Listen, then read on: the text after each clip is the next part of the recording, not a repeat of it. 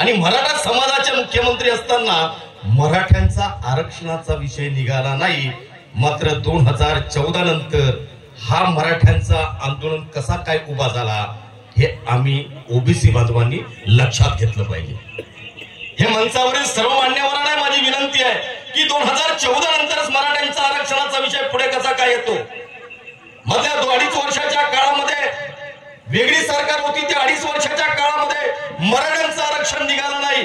पण पुन्हा जर देवेंद्र फडणवीस मुख्यमंत्री झाला आणि पुन्हा मराठ्यांच्या आरक्षणाचा विषय निघाला. मित्रांनो, गंभीर प्रश्न आहे. या विषयावर हा नाटकाचा मंच असल्यामुळे मला असं वाटतं की हा विषय ठेवू नये, पण मी एक शब्दप्रयोग वापरला की हा प्रबोधनाचा मंच आहे. आणि म्हणून या ठिकाणी माझी बसणारी तरुणाई आहे, याच्या ठिकाणी तरुण दिसतात, या ठिकाणी लहान मुली दिसतात, या ठिकाणी बसलेल्या मुली दिसतात. यांच्या भविष्याची मला जेव्हा चिंता वाटते, कारण यामध्ये बसणारा कुणीच मराठा बांधव नाही. या ठिकाणी बसणारा हा ओबीसी आहे, आदिवासी असेल, एसबीसी असेल, पण मराठा नाही. कारण मराठा हा मराठवाड्यात, आमच्या पूर्व विदर्भात आणि पश्चिम विदर्भात मराठा नाही. आणि म्हणून आमच्या पोरांची जेव्हा चिंता वाटायला लागते, भविष्याची चिंता वाटायला लागते, तेव्हा मात्र विचार नक्की येतो.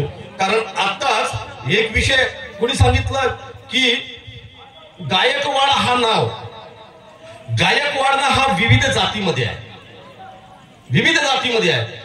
त्याच पद्धतीने आम्ही आमच्या कोतवाल पंजा जेव्हा तपासल्या, म्हणजे 50 वर्षाच्या पूर्वी 1950च्या कालखंडातल्या आमच्या कोतवाल पंजा, तर त्या कोतवाल पंजीवर आमचा आडनावाचा उल्लेख नाही. बरोबर आहे ना मोहन भाऊ? आमच्या कोतवाल पंजीवर आडनावाचा उल्लेख नाहीये, आमच्या जातीचा उल्लेख आहे.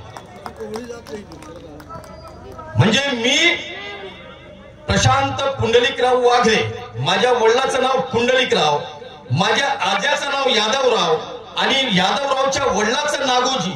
मी जेव्हा कोतवाल पंजी जेव्हा उघडली त्यावेळेस माझ्या पळाजाचा नागो कुणवी अशी नावाची उल्लेख सापडली. जर त्याच पद्धतीने रमाकांत भाऊ, जर मराठा समाजाच्या ज्या 50 वर्षाच्या पूर्वीच्या कोतवाल पंजा जर उघडल्या आणि जर समजा त्याच्यामध्ये मराठ्याच्या ऐवजी कुणबी हा उल्लेख जर असेल तर त्याला कुणबी प्रमाणपत्र द्यावाच लागेल. तो त्यांच्यावर, तो त्यांचा हक्क आहे. पण जर जबरदस्ती जर होत असेल की कुणबी उल्लेख नाही आहे आणि आम्हाला सरसकट कुणबी प्रमाणपत्र दिलं पाहिजे, हा जर आग्रह जर होत असेल तर मात्र पाणी कुठेतरी मुरत आहे आणि याचा करता करविता धनी कोणतरी आहे हे आम्ही ओळखलं पाहिजे. पण मराठ्यांचा जो आंदोलन सुरू आहे ना मित्रांनो, तो मराठ्यांचं आंदोलन जरांगे पाटील 4था वर्ग शिकलेला माणूस करत नाहीये. त्याचा करता करविता धनी कोण आहे? 3-3, 4-4 लाख लोक त्याच्या मोर्चामध्ये येतात. मी कुणबी समाजाचा नेता म्हणून गडचिरोली जिल्ह्यामध्ये रमाकांत भाऊ, तुमच्या वडसेतले सर्व सुनील भाऊ, वडसेमधले सर्व, जेव्हा आपण गडचिरोलीमध्ये कुणबी समाजाचा मोर्चा काढला की मराठ्यांना कुणब्यांमध्ये समाविष्ट करण्यात येऊ नये यासाठी 40,000 लोक आले.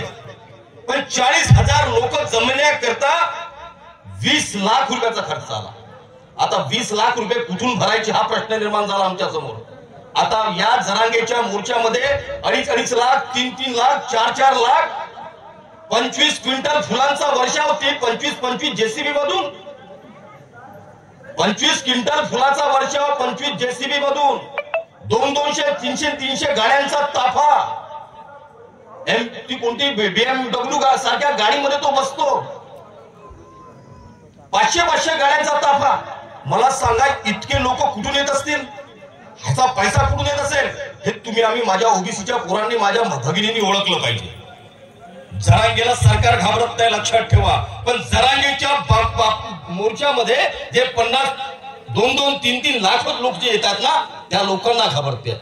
आणि म्हणून आजपर्यंत ओबीसीवर अन्याय झालाय, ओबीसीवर अन्याय होईल, पण ओबीसीवर अन्याय करणारा सरकार नाही तर तुमची आमची ओबीसी माणसाची मानसिकता आहे. कारण आम्ही एकत्र येत नाही. मोर्चा काळासाठी जर म्हटलं गाड्या घेऊन चला रे, तर भाऊ गाडी पाठवता का हा प्रश्न विचारतात. कसं होईल सांगा ना. म्हणून या नाटकाच्या मंचाच्या माध्यमातून मी जरी जास्त अवांतर बोललो असेल तर मंचाची मी माफी मागतो. पण मी पहिलेच म्हटलं की हा प्रबोधनाचा मंच आहे आणि म्हणून ही ठिणगी पेटली पाहिजे. ओबीसीच्या हक्कासाठी ठिणगी पेटली पाहिजे. हम सब एक है असं म्हटलं पाहिजे. आणि या मंचाच्या माध्यमातून या तालुक्यात म्हणण्यापेक्षा गडचिरोली जिल्ह्यामध्ये 52% ओबीसी समाज आहे आणि हा ओबीसी समाज ज्या दिवशी संघटित होईल त्या दिवशी जरांगे सारखे पिल्लून पिलांटू निर्माण होणार नाहीत. आणि म्हणून या माध्यमातून या संदर्भातली आपण चर्चा करावी, वादविवाद करावा, काय चांगलं आहे ते पाहावं. आणि ही जी नाटकाचं नाव आहे अतिशय सुंदर आहे, तहान एक व्यथा, ही सुद्धा आम्हाला तहानच आमच्या पोटापाण्याचा प्रश्न निर्माण झालेला आहे. आणि म्हणून या नाटकाच्या माध्यमातून तुम्हाला एवढंच मी सांगतो, या नाटकातून चांगलं ते काय घ्या, विश्वास ठेवा, समोरच्या व्यक्तीवर विश्वास ठेवा, पारदर्शी असणाऱ्या लोकांवर विश्वास ठेवा. ज्या पद्धतीने कृष्णा भाऊच्या बद्दल आम्ही सांगितलं, मी प्रत्यक्ष थेट बोलणं करून दिलं. आम्ही आज नाही, उद्या नाही, परवा नाही, तुरंत झट मागणी पडव्या, एक धाव दोन तुकडे, हा स्वभाव आहे आमचा भाजपवाल्यांचा. आणि म्हणून आम्ही मागे पुढे पाहत नाही. जे खरं आहे ते खरं आहे, खोटं आहे ते खोटं आहे. आणि म्हणून खऱ्या लोकांच्या पाठीमागे आपण राहावं, हीच आग्रहाची तुम्हाला सर्वांना विनंती करतो. नाट्य रसिक जणांनाही शुभेच्छा देतो, नाट्य कलावंतांनाही शुभेच्छा देतो, इथल्या स्थानिक कलावंतांना शुभेच्छा देतो.